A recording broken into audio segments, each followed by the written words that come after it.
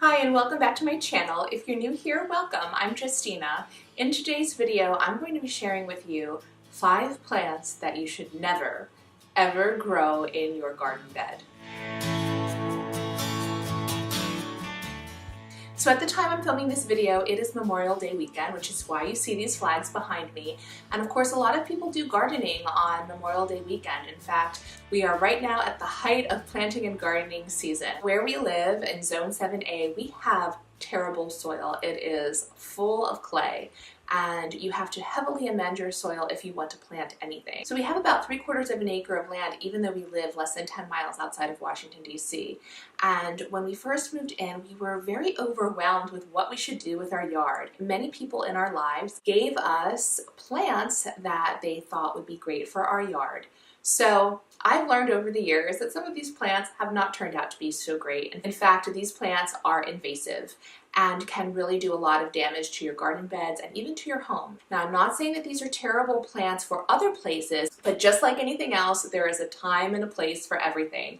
And the place for these plants is not in your garden bed. So very quickly, before we talk about the 5 plants that I would totally avoid putting in your garden, I'd like to ask that if you like this video, to please give it a thumbs up. And if you feel like it would be helpful to others, please consider sharing this video with a friend.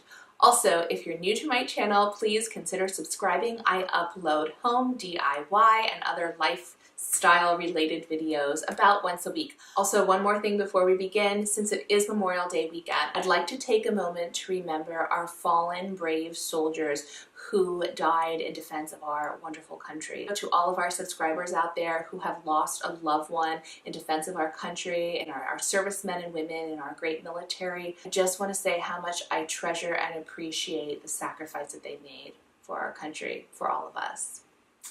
Alright guys, with all that said, let's get started into the video and the 5 plants you should never ever plant in your garden. So the first plant that I would never ever plant in my garden again is Chameleon Plant. This plant is as invasive as they get. It spreads through rhizomes underneath the ground, and they go very deep and they go very wide, and they will not stop until it has taken over every single part of your garden. I was attracted to it because it has beautiful variegated leaves and delicate white flowers that are oh so pretty, and depending on how much sun it gets, the tips of the variegated leaves can turn a very pretty pinky red. When I first planted it, it was absolutely beautiful, and now it has totally taken over. And the problem with this is you can't just pull these out of the ground. You can't till them away. You'll actually make it worse. The only way to truly get rid of the chameleon plant is to use glyphosate. Now, glyphosate is a chemical ingredient that is active in Roundup.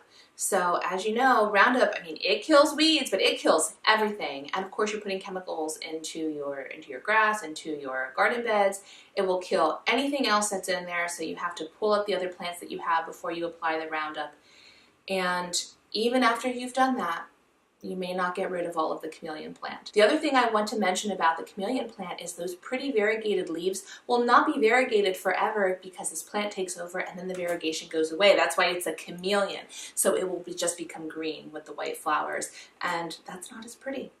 Let's talk about the benefits of the chameleon plant. Well, first, the chameleon plant is edible. In Asia, they use it in tea, and it has been shown in studies to prevent cancer and also to fight cancer. So it has a lot of powerful properties. If you are growing it for health reasons, if you are growing it to eat it, of course, I mean, please grow it. Let it take over your whole garden. But if you're not looking for your garden to become totally destroyed and all of your plants to become killed by this very invasive species, the chameleon plant, I would avoid it at all costs. And in fact, if you do a little research online about the chameleon plant, you'll see that Southern Living magazine has an article all about the chameleon plant, and it's entitled "The Worst Plant in the World." Okay, next, lemon balm. Lemon balm is a wonderful plant in a lot of ways. It's a type of mint. It is so good at fighting certain diseases. It's good for your digestive tract. It's great for weight loss. It has a beautiful lemony smell. It's also a great insect repellent. Mosquitoes hate it. So what I used to do is I used to go outside and I used to grab a bunch and just rub it on my arms and on my ankles, and the mosquitoes would steer clear from me. But because it is so invasive and the way that it propagates so freely around your garden, I would definitely avoid putting it in your garden beds. Put it in containers, put it in maybe in your herb garden with your other mint. But if you let it go to seed and those flowers spread their seeds all over your garden, you're not going to be able to get rid of that without a whole lot of back-breaking work. Now, of course, it's not as difficult to get rid of as the chameleon plant. None of these plants are as difficult to get rid of as the chameleon plant, but it's not easy. So I would definitely avoid putting lemon balm in your garden bed, save it for your containers, and definitely use it for its health benefits. Okay, the next plant that I would never ever put in a garden bed again is Rose of Sharon. Now, Rose of Sharon is such a beautiful plant and the flowers are absolutely gorgeous. It's a bright, big, showy flower and it's a late bloomer. It blooms in late summer, so you get a beautiful purple, light pink or light blue flower with like a magenta burgundy on the inside. They're absolutely gorgeous and I have so many of these around my house. The problem is if you do not deadhead or remove the flowers after they've already bloomed and they go to seed, those seeds spread in your garden like wildfire, and then the next season you have all of these offshoots of these very hard to remove Rose of Sharon stems. And the Rose of Sharons grow very quickly, which is the benefit if you want something that will grow in just a couple of years and be very beautiful. Rose of Sharon is going to get you that look. It provides an excellent screen if you want to have an area that is private during the summertime. But if you put it in your garden bed with that rich soil, it's just going to volunteer itself everywhere and it will really take over. And then you have to pull those suckers out and it is so difficult to pull it out of the ground. Stay away from them in your garden. Put the Rose of Sharon maybe on the corner of your property, or place them in areas where you have trouble growing things, or if you don't mind having Rose of Sharons everywhere, but don't put them in your garden bed with other flowers and plants because you'll just get those offshoots every single place in your garden bed and you'll be pulling your hair out and trying to pull all of these stems out. Next, English ivy. English ivy. You know, the problem with English ivy is not just that it becomes invasive, it's also very destructive. It's bad for the environment because it spreads so much. Animals can't eat it if you put it out in the wild, and if it spreads in the wild, it could just take over the forest. I mean, this is a very destructive, invasive plant. And I know that a lot of people still like to grow English ivy because it is such an excellent climber. And a lot of people are inspired by what they see online, you know, the beautiful old stone homes in Europe that have ivy trailing up and down. But it will destroy your building.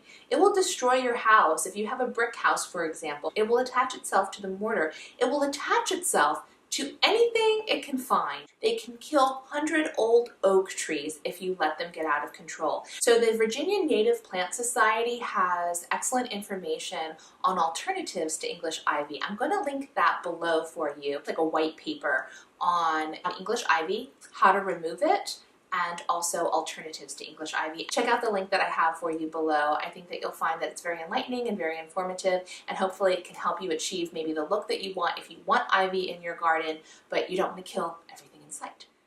Creeping Jenny is such a pretty plant. It has these little round leaves that are almost like a lime green color. It's kind of like the same color as a lime green potato plant, but it's a perennial. So unlike a potato plant that's an annual that you have to buy every single year, a Creeping Jenny will keep coming back every single year. The problem is it's very invasive if left unchecked, and it will actually wrap itself around other plants in your garden. So for example, I planted Creeping Jenny in my garden bed in the back, same place I planted the horrible Chameleon Plant, and they fought. Those two plants fought. I had half of the garden bed taken over by Creeping Jenny and half of the garden bed taken over by the Chameleon Plant.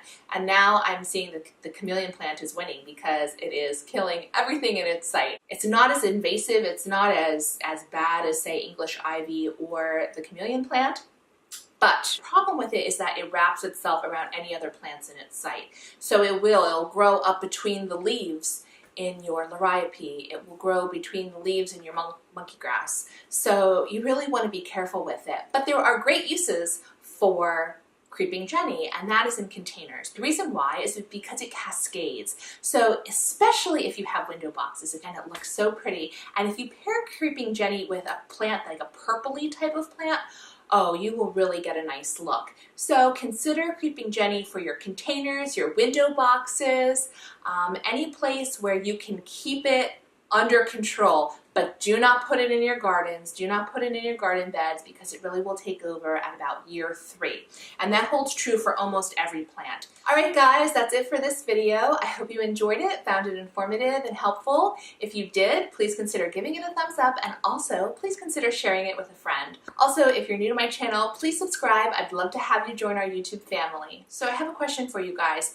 What did I leave off of this list? What is the plant that you would never ever plant again, and why? Alright guys, thanks so much for watching. I love you, and I'll see you in the next video. Bye!